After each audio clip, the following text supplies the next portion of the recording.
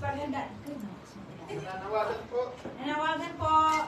Yung mga nasa likod. Sa balcony. Pray pa sila eh, isa bus.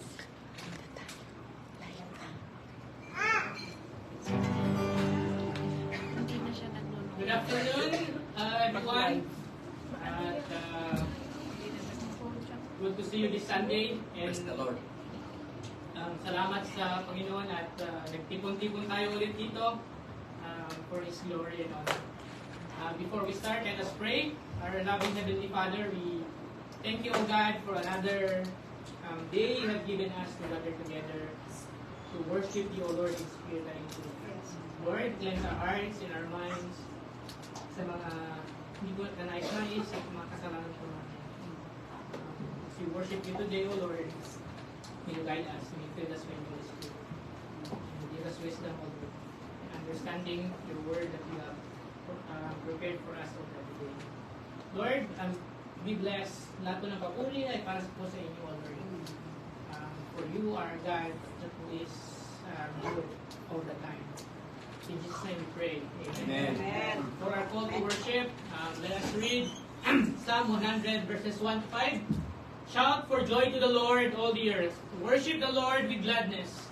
Come before Him with joyful songs. Know that the Lord is good. Know that the Lord is God. It is He who made us, and we are His. We are His people, the sheep of His pasture. Amen.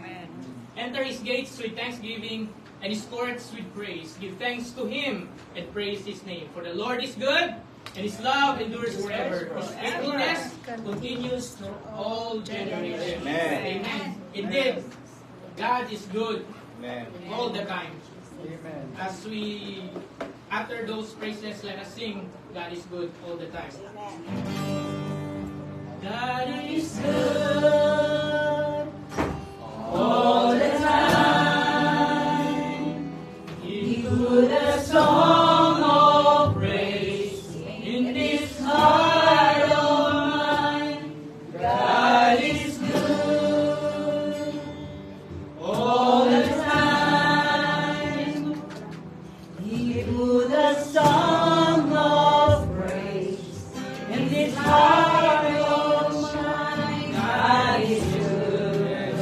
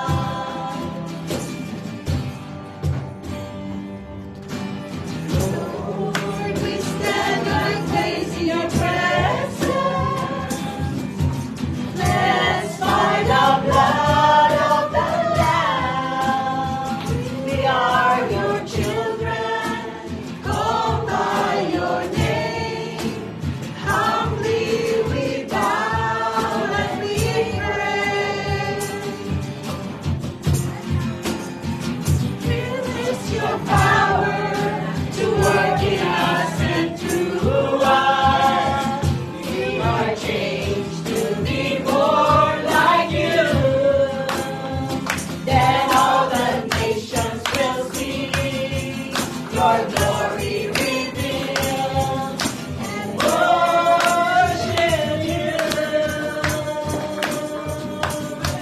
Hallelujah, hallelujah, hallelujah to the Lamb. Hallelujah, hallelujah, by the blood of Christ we stand. Every tongue, every tribe, every people, every land, giving glory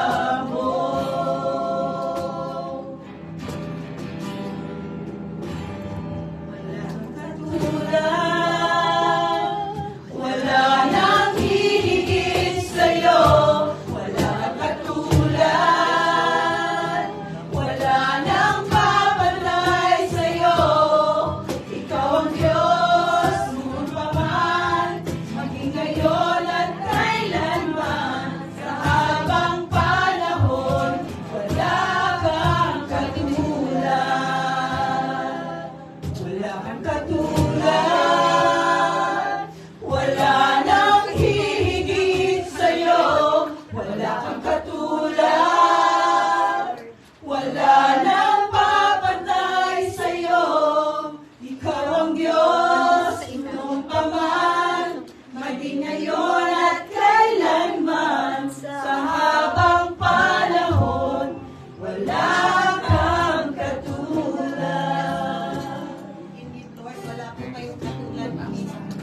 And Lord, we are here, oh God. We're so thankful, Lord, sa pagmamahal mo, Lord, na sukulan kami, mas malawak, Lord, sa aming mga kasalanan. And Lord, we are so thankful, Panginoon. Now, we really don't deserve this, Lord. But ang iyong habag, Panginoon, your mercy, Lord. Because of your mercy and grace, oh God. We are here, Lord, standing, oh God.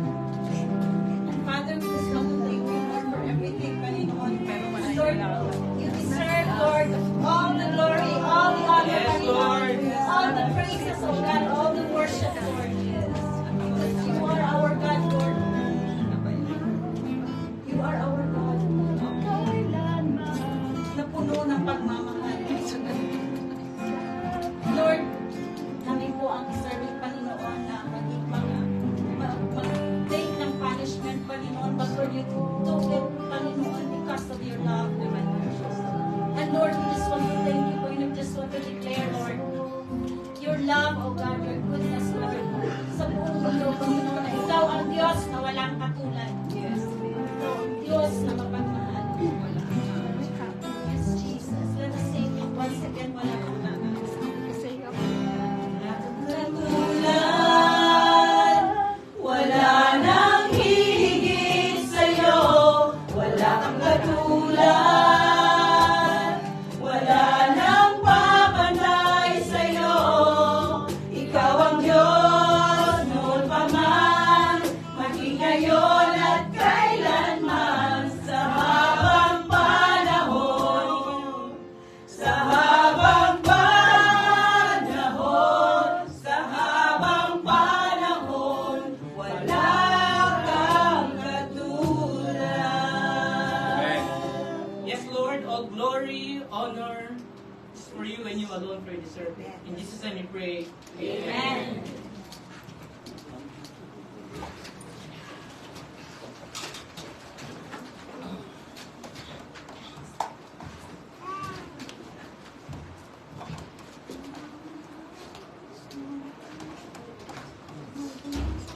Tayo po'y manalangin. Panginoon, tunay nga kung wala kayong katulad. Kayo ang Diyos na hindi nagbago. Amen. Kayo ang Diyos na patuloy na nagmamahal sa iyong mga anak. Amen. At sa iyo, Panginoon, kami po ay lumalapit, nananalangin na iyong akong kahabagan ang bayang Pilipinas. Dalangin namin, O Diyos, na patuloy niyo pong ingatan, Panginoon, ilayo sa kaguluhan, gabayan ang mga pinuno, mula presidente hanggang sa barangay, O Diyos, sa mga gumagawa ng batas. At patuloy, Panginoon, na hiling na ang Ebanghelyo ay maipangaral sa ang dako sa Pilipinas. Dalangin din namin ang Taiwan na patuloy niyong ingatan na mapanatili, O Diyos, ang kalayaan. Patuloy ka, O Lord, na magbigay proteksyon, O Lord, mula sa mga banta, Panginoon, sa kalayaan ng bayan na ito. Hiling din namin, O Diyos, ang patuloy niyong pagkilos sa lahat ng pangangaral sa lugar na ito, O Diyos, sa ginagawang pananalangin, pangangaral ng mga Taiwanese churches ngayon. Patuloy na dalangin, Panginoon, na ang biyaya mo, Panginoon, ay maging sapat, O Diyos. Dalangin din namin, Panginoon, ang Taipei International Church, ang English at Tagalog. Patuloy kayo, Panginoon, ang magpala at gumabay mula sa elders, mga pastors, sa leaders, deacons, O Diyos, sa iyong mga kamay. Patuloy kami, Panginoong mananangan na kayo ang magbibigay ng direksyon, ng lakas, ng provision sa Diyos. Panginoon, saan mang dako, umabot ang mensahe na ito, dalangin namin ang iyong mapagpalang kamay, ang lumako sa buhay ng mga taong maaabot ng mensahe na ito. At kung saan man na ipapangaral ang iyong ebanghelyo, patuloy na ang kapangyarihan ng banal na Espiritu ang kumilos sa Diyos. Sa araw na ito, itago niyo po sa krus ng Kalbaryo ang iyong lingkod at patuloy na maipangaral lamang ang iyong salita, maitaas ang pangalan ni Jesus at marinig namin ang tinig ng banal na Espiritu Santo. Maingat kong ibabalik sa iyo lahat ng papuri at pasasalamat sa pangalan ni Jesus. Amen. Amen.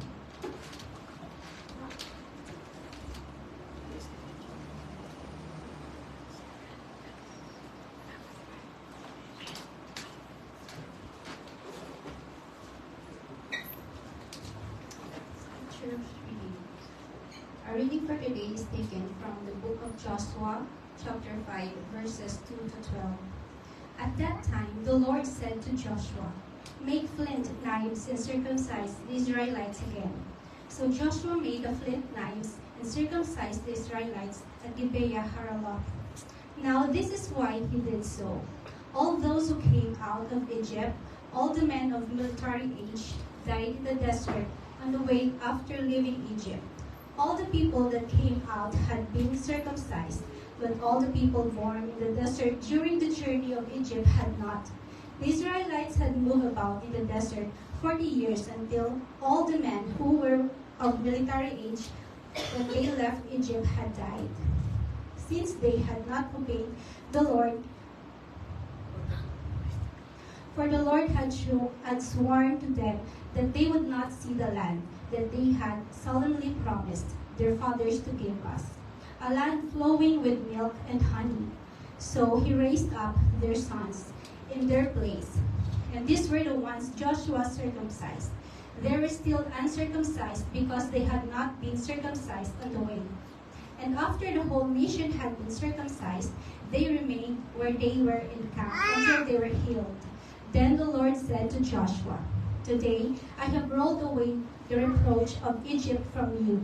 So the place has been called Gilgal to this day. On the evening of the 14th day of the month, one camped at Gilgal on the plains of Jericho.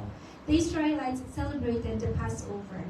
The day after the Passover, that very day, they ate some of the produce of the land, unleavened bread and roasted grain. The manna stopped the day after they ate this food from the land. There was no longer any manna for the Israelites, but that year they ate all the produce of Canaan. This is the word of the Lord. Thanks be to God.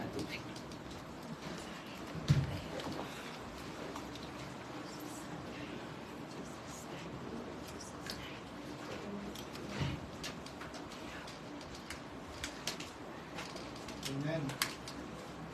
Magpapatuloy po tayo sa Book of Joshua.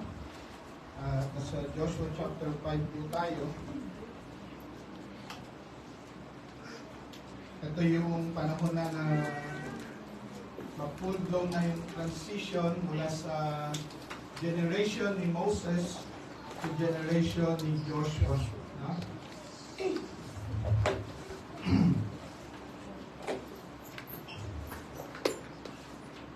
Balik muna tayo sa chapter 4 verse 23 and 24. Basahin ko lamang po. "Muli, sapagkat tinuyo ng Panginoon ninyong Diyos ang tubig ng Jordan sa harapan ninyo, hanggang sa kayo nakatawid, gaya ng ginawa ng Panginoon ninyong Diyos sa dagat na pula, na kanyang tinuyo para sa amin hanggang sa kami ay nakatawid, upang makilala ng lahat ng mga bayan sa lupa na makapangyarihan ang kamay ng Panginoon, upang sila matakot sa Panginoon ninyong Diyos magpakailanman." Now, para sa ating kaalaman, nung panahon, nung Old Covenant, ang Israel po, yung ginagawa ng Diyos na kabutihan sa Israel ay hindi lamang para sa Israel, kundi upang malaman ng buong mundo na mayroong Diyos na makapangyarihan, at ang kamay niya ay gumagalaw at kumikilos. At yun po ay purpose na ang chosen people, no? Yung peculiar people ay maging witnesses or sa pamamagitan nila makilala ang Panginoon. At yun nakita natin hanggang sa Book of the Prophets, lalo na sa Book of Isaiah. No? Ngayon po sa New Testament o New Covenant, ang kaibahan po ay baliktad. Ang ginagawa naman ng Diyos sa church ay para maunawaan ng mga Israelita o magkaroon sila ng jealousy. Sabi roon sa Romans 11 na makita nila yung ginagawa ng Diyos sa buhay ng mga hintil o ng church. Sa panahon ngayon, tayo po ayon do sa Romans 11, tayo po ay nasa Gentile period. Nandoon sa ginagawa ng Diyos, yung pagpapakita sa ginagawa sa mga hintil na naging Kristiyano ay upang magkaroon ng pagnanasang makilala ng mga Hudyo kung sino nga ba ang Mesayas, ang Diyos, no? So doon sa Old Testament, ang ginagawa ng Panginoon sa kanyang mga tao, sa mga Israelites, is to show yung kapangyarihan ng Diyos through Israel. Ngayon naman ay through the church. Yun po yung nasa dispensation tayo ngayon na ang church ang siyang ginagamit na instrumento ng Panginoon. Dahil ang mga Israelita ay nasa panahon ng pagmamatigas. At yun po ay tinatalakay sa Romans 11, sa ibang mga following na ano. Kaya ang tawag sa atin era ngayon is Gentile period. Ito yung panahon ng mga hintil o non-Israelite. But darating ang panahon na matatapos ito, at pagkatapos nito ay ang dealing naman ng Diyos sa mga Israelita. Darating ang panahon na magagalit ang lahat ng bansa sa mga Israel. Hindi ko alam kung ngayon na yon, o sa malapit pang panahon, o sa matagal pang panahon. But there will come a time at nangangailangan sila ng tulong, at ang mga tumutulong kahit ngayon ay ang mga mananampalataya.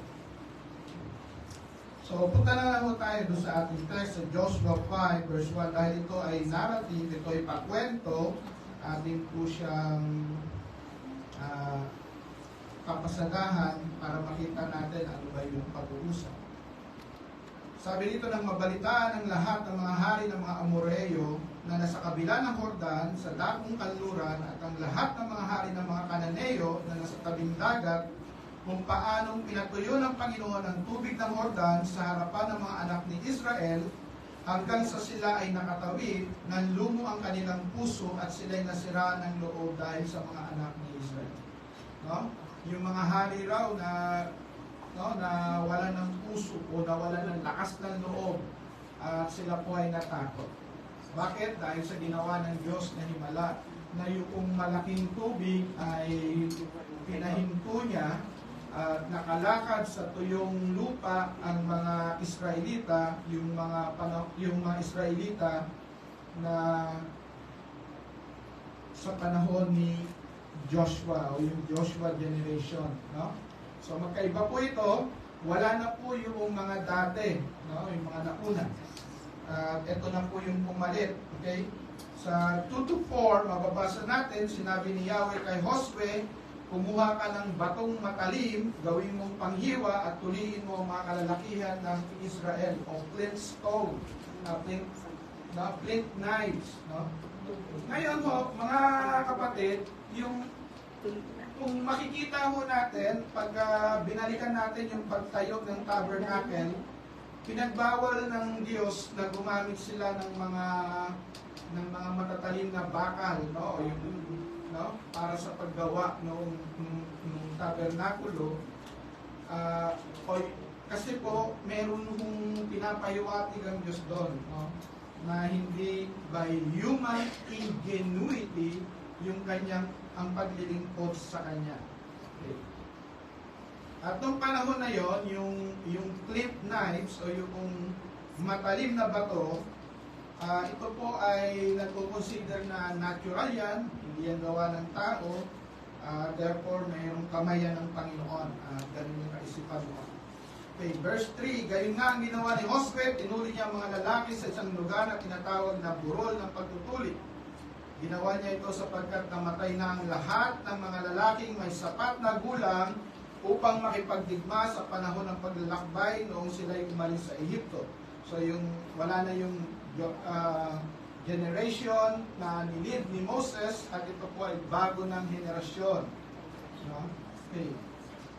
Ngayon, para saan yung pagtutuli na yon? Sabi rito, this mark had to be done because none of the new generation were circumcised during the 40 years of wandering.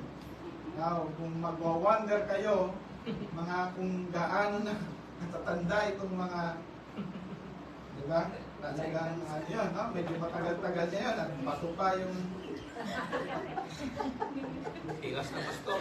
bagamat ang buong bayan na lumabas ay mga tuli, ang buong bayan ay pinanganak sa ilang sa daan pagkalabas sa Ehipto ay hindi natuli.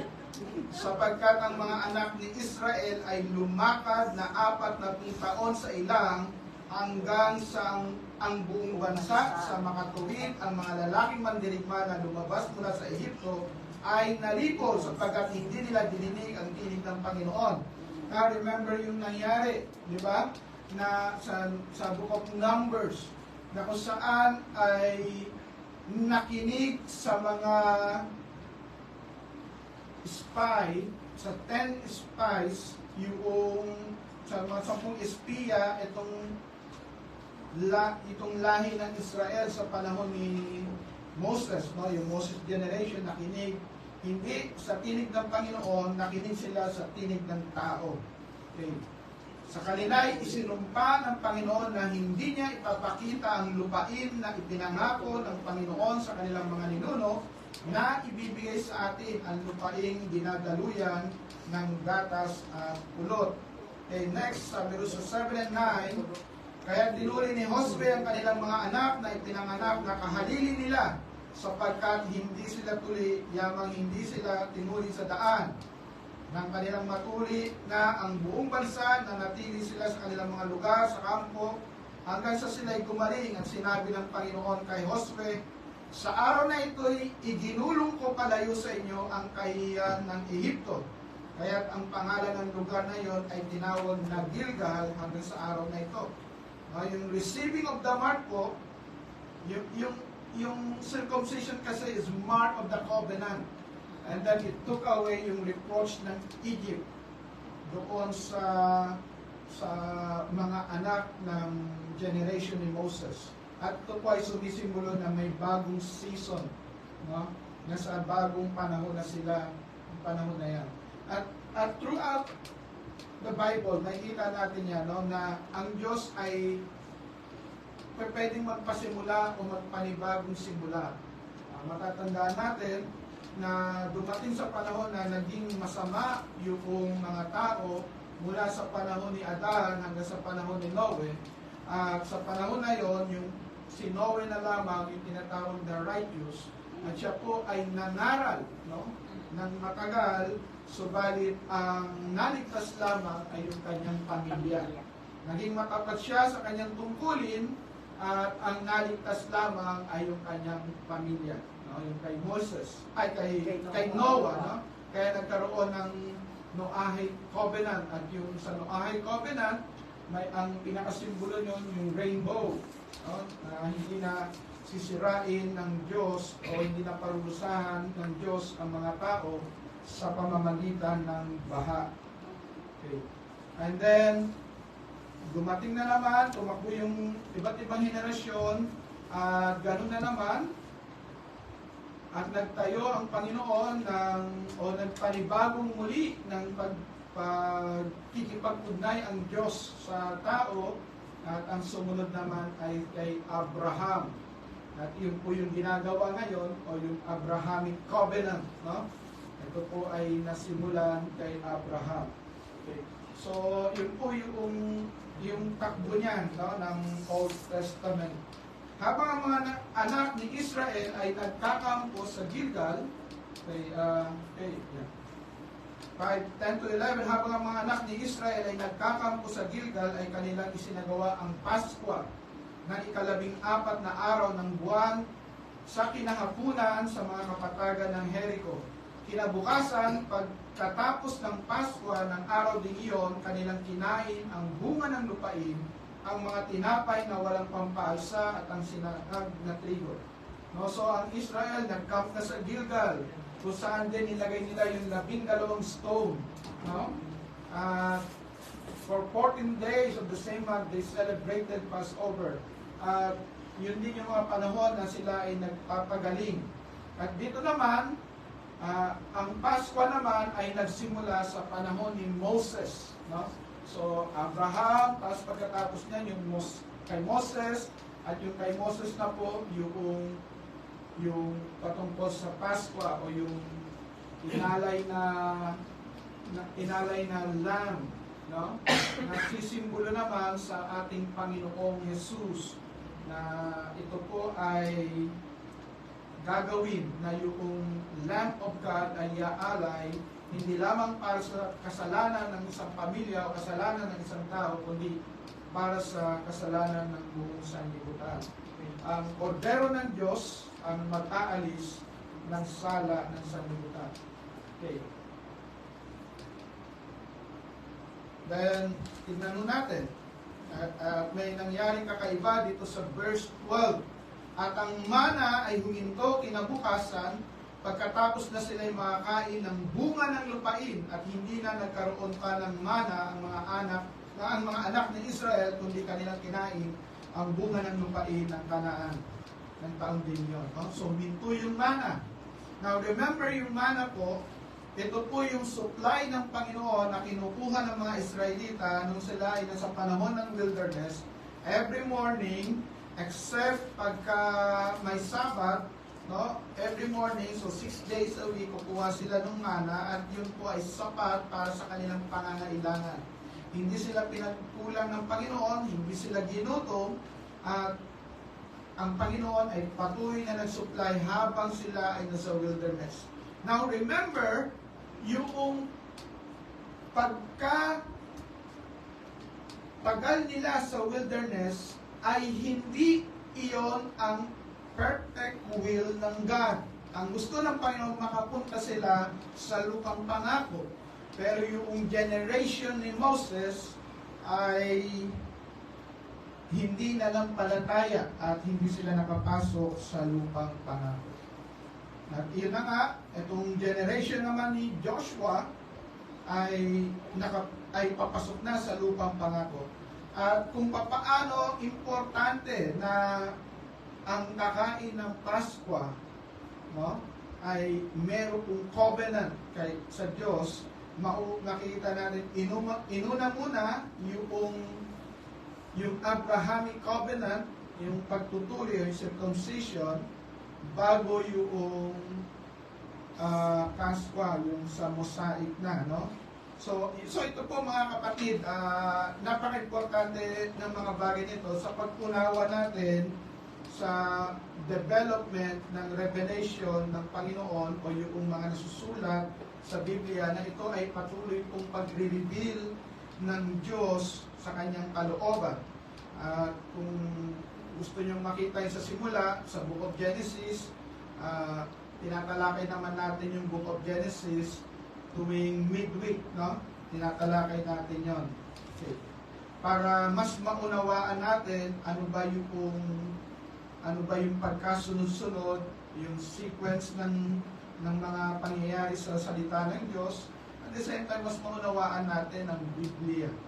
Dahil ang pananampalatayang Kristiyano ay nakabatay sa mga nakasulat sa salita ng Diyos. Nawa ay ganun po tayo, no? We should seek the truth at yung truth na yon ay nasa salita ng Diyos. Okay, pagkatapos nyon, nag-deal naman ang Panginoon sa leaders. Sa leader, no? Nang si Josue ay nasa may Jericho, kanyang itinaas ang kanyang paningin at nakita niyang nakatayo ang isang lalaki sa tapat niya na may tabak sa kanyang kamay. Lumapit sa kanya si Josue at sinabi sa kanya, "Ikaw ba'y sa panig namin o sa aming mga kaaway?" At kanyang sinabi, "Hindi, ako'y naparito bilang pinuno ng hukbo ng Panginoon." So may nagkaroon ng encounter with the commander of the Lord's army. At ano po ang response ni Moses? Ni Joshua? Sa Joshua 5 verse 14 to 15. Sabi nito, "Hindi, ako'y naparito bilang pinuno ng hukbo ng Panginoon." At si Josue ay sumubsob sa lupa at sumamba. At sinabi sa kanya, "Anong pinag-uutos ng aking Panginoon sa kanyang lingkod?" Sumagot ang pinuno ng hukbo ng Panginoon kay Josue, "Hubarin mo ang pangyapak sa iyong paa sapagkat ang dakong iyong kinatatayuan ay banal." At gayon nga ang ginawa ni Josue. No? Okay. So yung presence of God ay nag-sanctify ng lugar. Hindi yung lugar ang nagsasanctify ng presence ng Diyos, kundi ang presensya ng Diyos ang nagpapabanal sa lugar. Kung paano matatanda natin ang Panginoon, nagtanong din, ano ba ang nagpapabanal? Yung inalay o yung altar? No? At yung altar ay sumisimbolo sa presensya ng Diyos. Okay. Ngayon, dito rin makikita natin, kahit ngayon sa ating panambahan, sa ating worship services, yung dalawang aspeto ng worship. One is pagsamba. No, doon sa worship ay meron yung pagsamba, yung pagpapasakop sa Diyos. Pangalawa ay ang pakikinig sa sasabihin ng Panginoon. Nakuha natin yung yung pattern niya, di ba? Sumasamba. Okay, ito yung worship ay going up, and then message of God going down. No? Doon po pinattern halos yung ating panambahan. No? Umaawit tayo, sumasamba tayo, that as we worship, para siyang aroma na pupunta sa Ama. And then, as we stay, we listen to His Word, at ang aim ng pagkikinig ng salita ng Diyos ay ano raw? Anong ipag-uutos ng aking Panginoon sa iyong lingkod? Makikinig ka ng salita para malaman mo kung ano ang kalooban ng Diyos. So nakukuha ninyo po yung pattern yun. We worship, and then we listen, so that we might know ano po yung gagawin. So yun po yung pattern, no? Yung small pattern ng worship. No? Na kinikilala na ginagawa natin as dito sa New Testament. No? Okay. So what we can learn ito sa transition na ito, no? One, tingnan mo natin sa verse 1 ulit. Basahin natin sa English na all the Amorite kings west of the Jordan and all the Canaanite kings along the Mediterranean Sea heard that the Lord had dried up the Jordan until the people of Israel had crossed it. They became afraid and lost their courage because of the Israelites. Now, kung ako ay sa panahon na ito, at nabalitaan ko ito, ito yung napakagandang panahon para ikunin yung opportunity na yun. Takot na sila di ba? Now, makita natin yung Joshua generation, they never based their action on the perception of the enemies. Yung perception ng enemies, anytime, pwede na tayong i-pick nito, natatakot sila, pero they never use that opportunity. Why? Dahil alam nila, no, tinrain sila ng Diyos na makinig sa Diyos. Sumunod sa Kanya. At doon sa pinakahuli nga, yung part nitong chapter 5, makikita natin, hindi si Joshua talaga ang commander, but ang Panginoon ang commander. Amen. No?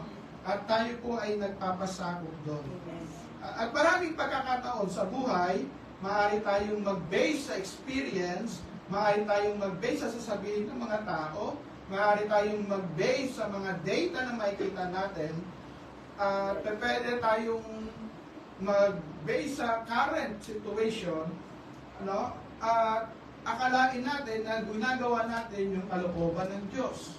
No, kung ang barometer natin ay ano yung sinasabi ng paligid, maaari tayong na-endanger.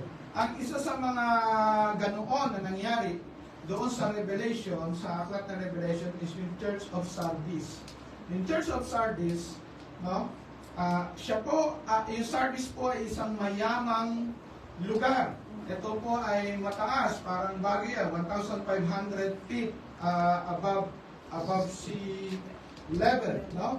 At siya po yung bundok na doon sa Sardis na yon, ayon sa ibang mga historian, doon nagsimula yung paggawa ng coins, yung barya, o yung pera, no?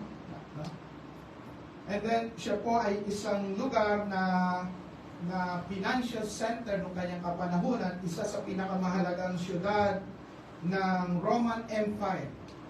Okay. Ngayon, itong Sardis, so mayaman siya, yung Church of Sardis mayaman, tapos walang negative na comment ang Panginoon sa kanya. Pangalawa, walang maling turo doon sa church na yan, sa Church of Sardis, sa Book of Revelation, chapter 2. Tapos, meron siyang reputation, kinikilala siya. Ngayon, ano lamang ang problema niya sa Panginoon? Sabi ng Panginoon, akala mo buhay ka, pero patay ka. So ito, minsan, no, kung ang sukatan lang natin ay yung reputation, money in the bank, no, and then scholarship. Pasadong-pasado itong Church of Sardis. No? Pasadong-pasado yan. Bakit? Walang maling turo, no? May kaya, pero may reputation, wala siyang persecution, napakasect ng mga Kristiyano, kinikilala siya sa lipunan, pero sabi ni Jesus Christ, meron lamang akong isang bagay sa iyo, akala mo buhay ka, pero patay ka. Pero sabi, wake up, sabi ng Panginoon. So, hindi natin po pwedeng ibatay sa perception ng tao at sa ating reputation o imperception kasi ng tao, yun ang magbubunga ng ating reputation, yung perception sa atin. Kaya itong tao nito, napaka-decente nito. Yung perception niya, di ba? At ayun ang magiging reputation mo. Ang decenteng baluga, di ba? Parang gano'n. So, gano'n yung perception. Pero ang kagandahan nito sa Joshua generation, they never base their action on the perception of their enemies. Ako sila. Tingnan mo natin ang apat na bagay. People in transition needs edification. What they need is true edification and God's guidance. So God provided edifying experiences sa kanila. One is the covenant of circumcision. Second is the celebration of the Passover. Third is yung stopping of manna. Now people start to eat with the produce of the land. And fourth is Joshua's divine encounter. Isa-isayin natin. So yung covenant of circumcision, ito po ay sign of the Abrahamic covenant. Now remember, yung promised land na ite-take nila ay part ng promised land na ipinangako ng Diyos kay Abraham. No? Pinangako yun ng Panginoon, hindi lamang kay Moses, kundi kay Abraham talaga. At yun po ay ipinasa na kay Isaac, hanggang kay Jacob, di ba? Matatandaan natin, nandoon na sila sa Canaan, no? Di ba? No? Sa Canaan noon, panahon ni Jacob, pero pinauna ng Diyos si Joseph sa Egypt upang ihanda ang mga Israelita sa darating na taggutom. At yun nga ang nangyari. At yung Egypt ay naging sanctuary nila nung panahon ng taggutom, nung panahon ni Joseph. Hanggang dumating ang panahon na merong parao na hindi nakikilala si Joseph. At yun ang makikita natin pagpasok ng Book of Exodus. Tapos ginawa ng alipin ng mga Israelita. At nakita nila yung mga Israelita ay mabilis magparami. Mabilis magparami. Diba? Kaya inutusan yung mga kumadrona, pag lalaki, papatayin. Diba? Pero hindi ginawa yun ng dalawang kumadrona. At dumami yung mga lalaki. Sabi niya, napakagagaling maghanap ng mga Israelita. No? Hindi pa dumarating sa paanakan ay nanganak na. No? Hanggang sa inutusan ng patayin at yan nga, na ipanganak si Moses at si Moses naman ay pinilagay sa river, no? Pinaanod doon sa river.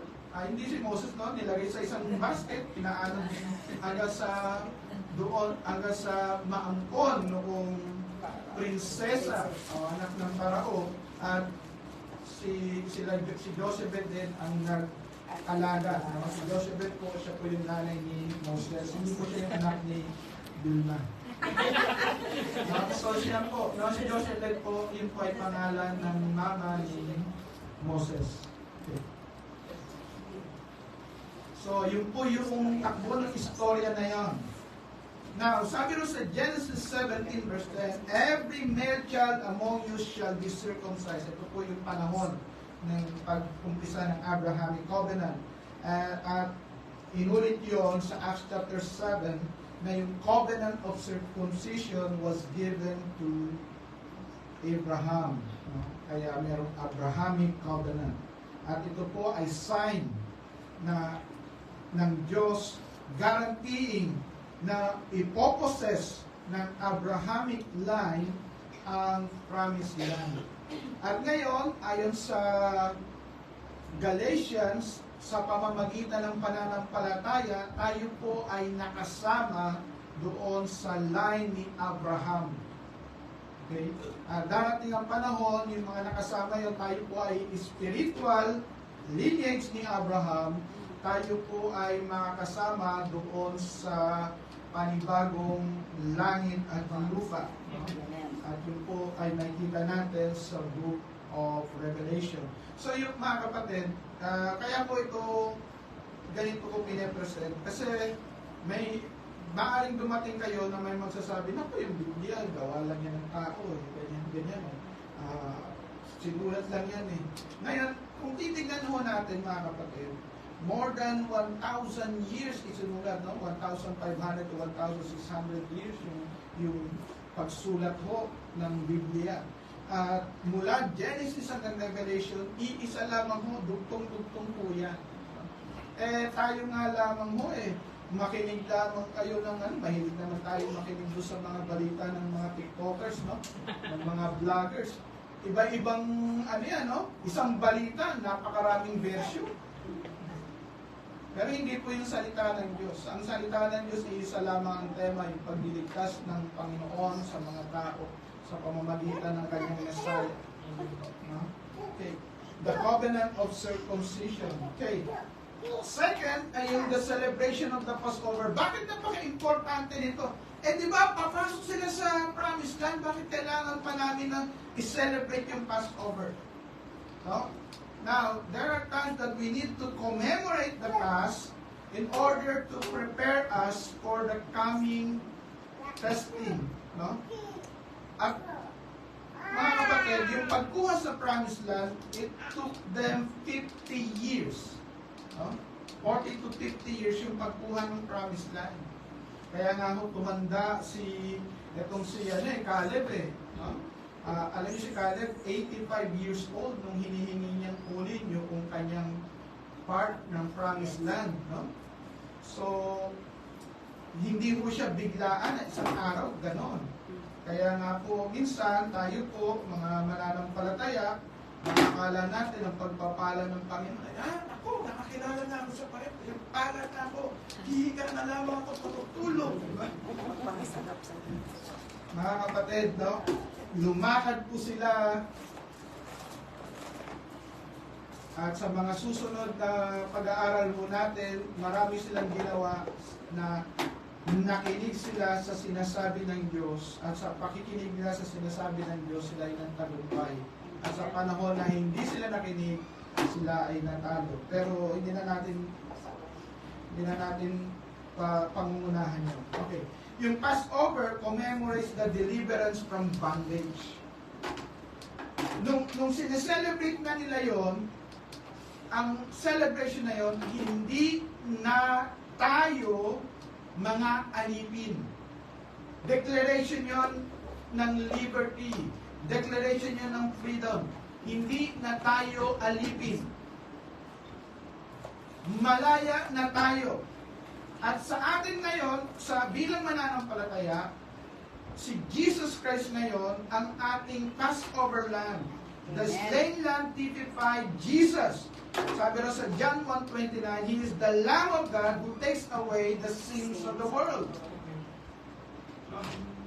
At yung pananampalataya natin ay naroon sa Kanya. Siya yung nag-alis ng ating kasalanan.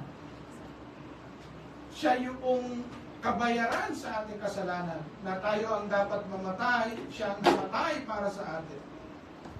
At sa pamamagitan ng pananampalataya sa Kanya, tayo po ay pinatawad, nilinis. No? Nag-repent tayo mula sa ating mga likong daan. Ngayon, yung unleavened bread, sabi dito, is the unleavened bread of suffering. Ito po yung, sa pagkatapos po nung salvation, which is signifies nung Passover Lamb, yung taking yung Passover Lamb ay pagkain naman ng bread of suffering. Ito naman yung process na kung saan tayo po ay pinapabanal ng Panginoon. No, na nakikita natin yung suffering becomes a tool for sanctification. Yung sanctification ang ibig sabihin yung binabanal mo tayo, nililinis tayo, inaayos mo tayo. Nakikita natin sa 1 Corinthians 5:8 sa Deuteronomy 16 verse 3 na sinasabi doon is bread of suffering. Na hindi lamang tayo tinakda na mananampalataya sa Panginoon, kundi mag-suffer din sa ating pananampalataya sa Panginoon. At ito po ay kailangan pong malinaw na maipangarap sa mananampalataya. Dahil sa mga panahon ngayon, mayroong mga pagtuturo na pagka tinanggap mo ang Panginoon ay wala ka ng suffering. Na para bang all in one. More suffering. No? Pero hindi ho, lahat. Ay, meron suffering. Pagka may ring ka lang, may suffering na yun. Pagay lang na problema. So, mga kapatid, no, yung celebration of the Passover, habang ayun po ay pagpapakita, hindi kami ordinaryong tao. We are peculiar people. Alam niyo po, ibig sabihin ng holy, you are being separated. Hiniwalay ka ng Panginoon, pinili ka ng Diyos. At yun po yun eh. Yung holiness, it doesn't mean na wala kang nagagawang mali. Yung holiness means to be separated for God's purpose. You become holy. At yung celebration of Passover, ito po ay commemorating yung ginawa ng Panginoon sa kanila na hindi na sila ngayon slave ng Egypt, but at the same time, ito po ay prophetic na darating ang panahon, isisilang yung the Lamb of God, yung pinrophesy doon sa Genesis chapter 3. By the way, Wednesday, Genesis 3 na tayo.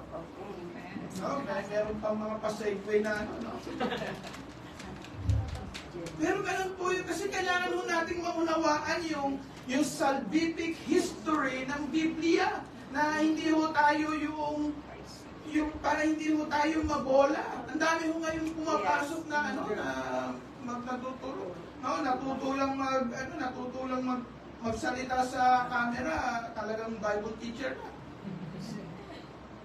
But as a believer, let us basahin natin as much as possible from cover to cover. Kung pwede lang.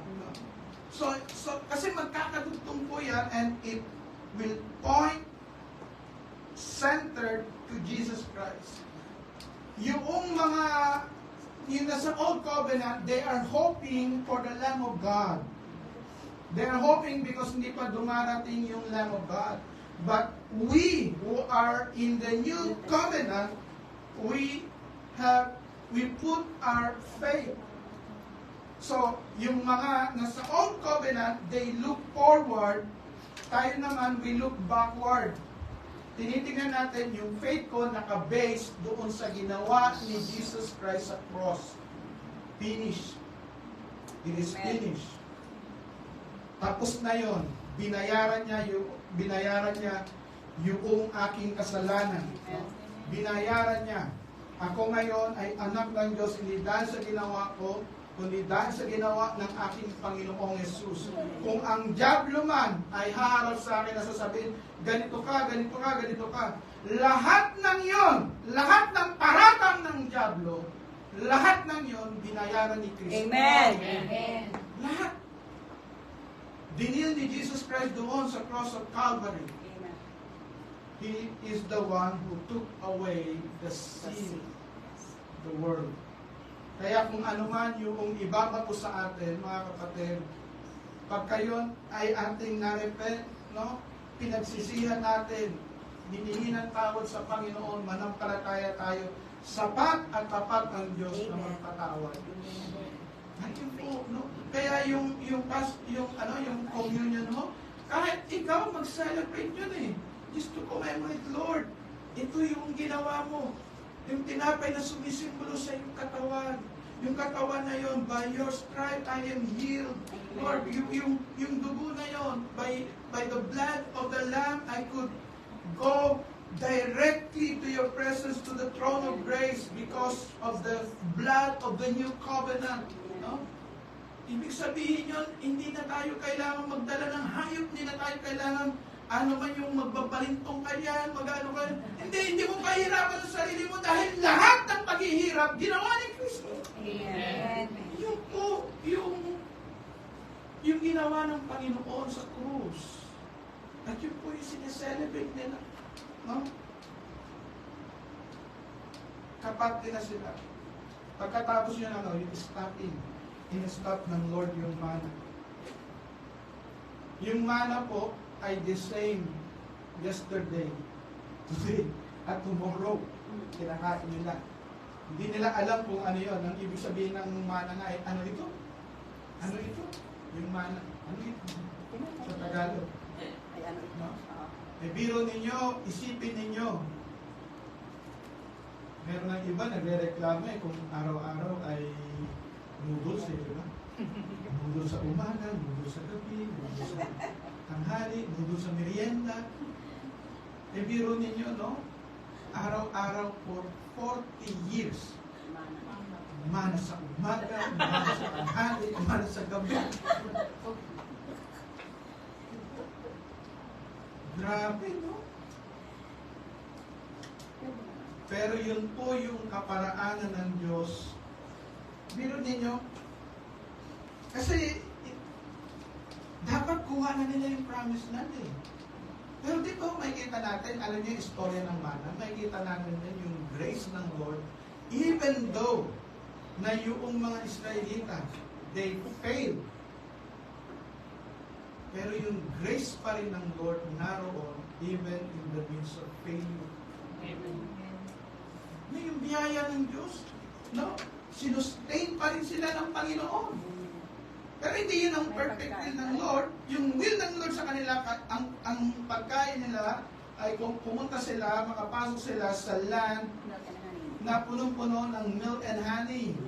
Na yung mga prutas ay malalaki, mas malalaki pa sa prutas siguro natin dito, no? Sabi nila yung pagka nakita natin, binasa natin yung narrative sa Book of Numbers, malalaki yung bunga ng mga grapes. yung gates na parang baseball, ang laki. Biro mo. Yun yung gusto ng Diyos na supply sa kanila. Maraming halamanan, maraming mga hayop. No? Kaya yung mana ho, mga kapatid, it's a sign of God's sustaining grace, Grace. even though na they fell. Yeah. No? Kasi gusto ng Diyos na sila ay makapasok doon sa lupang pangako na kung saan ay kakainin nila ay produce ng land at yung land na yun nagpuproduce ng magandang prutas. No? Yung mga hayop ay nagpuproduce ng milk. Merong mga honey. Diba? Ibig sabihin, halamanan yung lugar na yun. Maganda yung lugar. Parang malapit-lapit siguro sa Eden. Kasi yung kalooban ng Diyos eh. Yun ang kalooban ng Diyos. Hindi kalooban ng Diyos na tayo po ay manatili sa kabulukan. Hindi ayaw yun ng Diyos. Kung aralin lamang mo natin, meron kasi yung law first mention, makikita natin yung original design ng Lord. Makikita mo, ito yung kalooban ng Diyos. May kaayusan, no? Meron yung sapat, yung pangangailangan mo, meron yung pagkain mo, mainam, di ba? It's a resting place. Kaya nga ako nagalit yung Panginoon sa sa mga false prophet and false leaders ng panahon ni Jeremiah. Sabi ko sa Jeremiah 15, verse 6 to 7, ang Panginoon sabi niya, yung mga shepherd, dinala ng mga shepherd yung mga sheep, meaning yung mga leaders ng bansa ng Israel, dinala ng mga shepherd doon sa mga burol at sa mga bundok. So, nandoon. Ang pinagagawa ng Panginoon ay kumain sila sa grazing land at magkaroon sila ng pahinga. Ang ginawa nila ay puro calisthenics. Punta sa burol, sa bundok, paakyat, gano'n. Binisi nila yung mga sheep. Ano ibig sabihin? Minsan ganyan sa church, di ba? No? Yung buhay mo, itatali ka sa church o especially yung cult group, no? Yung part na pagka nakikita mo yung group ay parang yung buong buhay mo nakatali ron, no? Medyo yun ay red flag. Pinapagod ang lahat, no? Kaya nga ho yung iba, yung kanilang loyalty doon sa isang group, any group of cultic group, napakataas ng loyalty. Bakit? Kasi pinagpaguran mo yun. Any cultic group, makikita ko natin yun, no? Makikita yung mga testimony na, yung sacrifices, yung kulang-tulong, mga gano'n-gano'n. Samantalang ang gusto ng Panginoon ay magkaroon ng kapahingahan yung kanyang mga lupa at kumain ng maayos. Basahin niyo po sa Jeremiah 15. Makikita niyo po yun. Now, God is faithful. He will always supply according to our need in season. Even kahit sa panahon ng ating pagkukulang, Amen. magsusupply pa rin ang Diyos. Amen. Though hindi nga lang siya yung best, yung mana is not the best eh. Baka kasi nag-ano kayo, no? Baka nananalain kayo, bigyan kayo ng word ng mana from heaven. Na hanggang retirement mo, hanggang lumating ang Lord, ay mana pa rin, no? Umaga, hapon, gabi. Try to imagine that. O try to imagine, skyplex na lang. Almusal mo, tanghalian mo, hapunan. Nakuha natin. Huwag mo natin i-romanticize ang wilderness. Yung wilderness, hindi yun ang perfect will ng God sa Israel. They miss yung promised land because of their disobedience. Because hindi sila nanampalataya sa Word of God. No? They disobey God because they rebel. Nagrebelde sila. No? So dito po, yung stopping yung mana, ito po yung embracing yung transition. Embracing yung change, na bago na yung panahon. And then yung provision ng Lord ay nararapat sa ating mga kapanahon. Kahit naman sa atin ngayon di ba? Yung 10 years ago, iba yung provision ng Lord sa iyo. Yung 10 years ago. Yung 10 years ago, hindi siguro yan ang pants mo. Malamang, di ba? Kasi nga, dumarating at dumarating ang paninikip ng panahon. Diba? Nagbabago eh. Kailangan ho, tanggapin natin yung mga Amen. changes sa transition. Pag hindi mo tinanggap at lagi ka hindi, ano ulit? Diba? At isipin niyo yung mga Israelita sa, Lord, bakit ganito? Kinakain namin, ang lalaki ng grapes. Bakit mga ganito? Dati nasanay kami sa mana. Wala sa kanila naganap ng mana. Hindi nila hinanap yung nakaraan. Kasi tapos na yun They are in the season of grace wherein kakainin na nila yung fruits of the land. Yung mga inaalagaan. Kasi hindi nila yun magawa sa wilderness. There are times that people niro-romanticize yung nasa wilderness kasi ako ngayon. No, yung wilderness ay bunga ng unbelief. Ang kanilang testing talaga ay yung mga tao doon sa promised land na haharapin nila. Pero ang test na yon, haharap sila, pero ang makikipaglaban ay ang Diyos. The battle belongs to the Lord. Yun yung test of faith. Harapin mo, pero ang Panginoon pa rin ang lalaban. At yun po yung pinakahuli doon sa chapter 5 ay yung Joshua's divine encounter. Diba? Sabi nito, Joshua threw himself on the ground in worship and said, I am your servant, sir. What do you want me to do? Now, mga kapatid, the battle belongs to the Lord.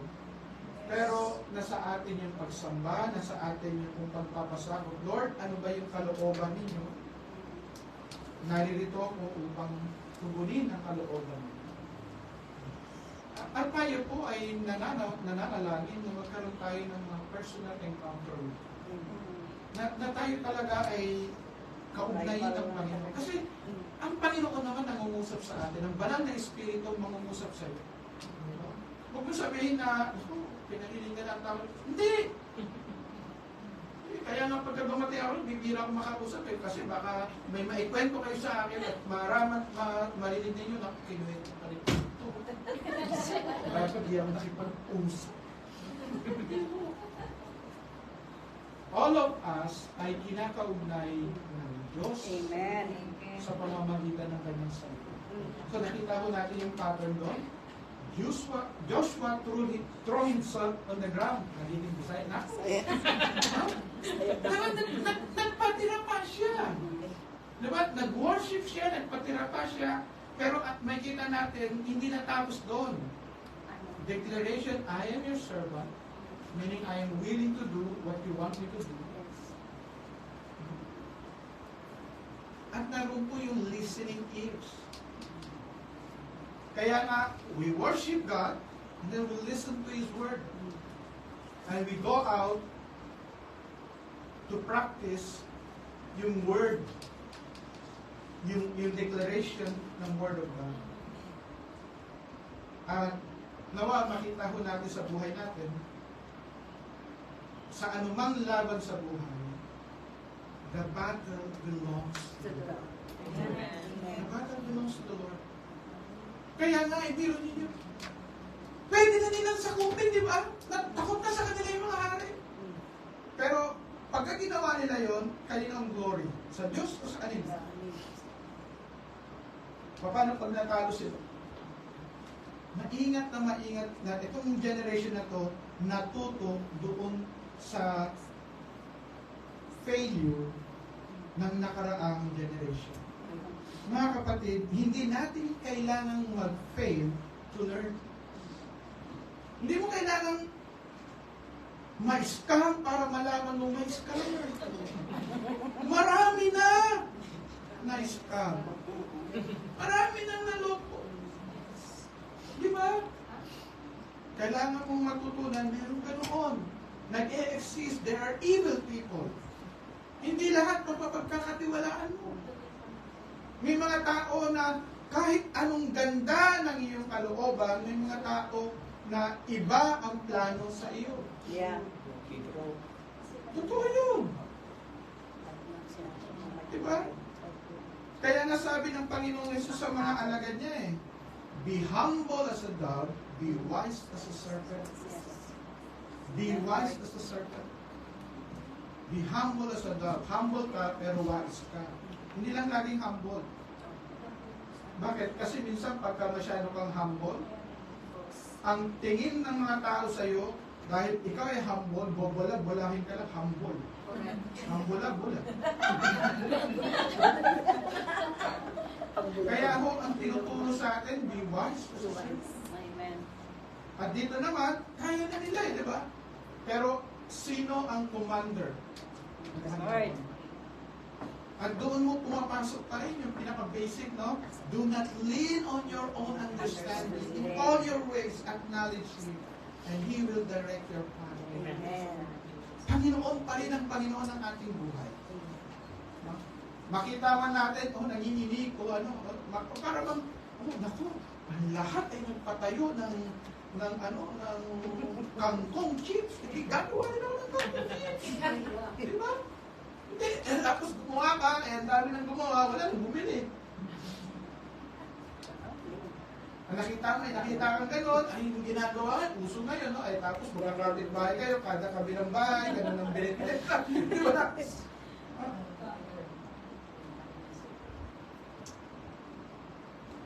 Ang pinag-uusapan lamang ko natin doon sa Joshua 4, yung talagang pagpapasakop sa kalooban ng Diyos. Amen. Na tayo po at natapos yung kanilang pagpapasakop doon sa covenant ng Panginoon. Biro ninyo, saan ka nakita ng lalaban sila, pero pahihinain sila? Sa mga, alam namin kung ano bakit. Naging vulnerable sila eh. Pero mo malalaman ng mga hari, pwede na natin sakupin yung mga Israelita. Bakit? Nagpapagaling sila ng kanilang... Di ba? Nagpapagaling sila eh. Yeah. Tinulit siya. Bet, naging vulnerable sila. Di ba? Pwede silang atakihin. Yes. Pero kanina yung battle? The battle belongs Belongs to the Lord. Sino ang protector? Ang Ang Panginoon. Panginoon. Kanina yung victory? Sino ang Ang victory? Ang victory? Panginoon. Ang Panginoon. Amen. At nung nagpasakop sila doon, makikita ko natin sa mga susunod, paano ang kagandahan ng pagpapasakop sa kalooban ng Diyos. Mga kapatid, tayo po ay panandalian tumayo, tayo po ay manalangin. Panginoon, na ibahagi ang iyong salita, dalangin ko po, O Diyos, na patuloy kayo ang gumalaw at kumilos. Makita namin hindi sa sinasabi ng sanlibutan, hindi sa lakas namin, hindi sa experience namin, kundi yung gabay mo, Panginoon, ang patuloy namin hanapin. Yes, oh God. Dalangin ko po, O Diyos, na patuloy niyo kaming kaugnayin, buksan niyo po ang aming puso't isipan. Nawa, katulad ni Joshua, magkaroon ng personal encounter ang bawat isa Yes, namin. Lord. Na hindi lamang kami tagapakinig, kundi nakikinig kami upang malaman ano ang nais mong ipagawa sa amin. Lord, alam namin, Panginoon, bawat isa ay may hinaharap na laban sa buhay. But we know, O Lord, the battle belongs to you. The battle belongs to you. Kaya sinusuko namin ang lahat sa iyo. Yes, Lord. Mangusap kayo sa amin upang magawa namin ang kalooban. Sa pangalan po ni Jesus.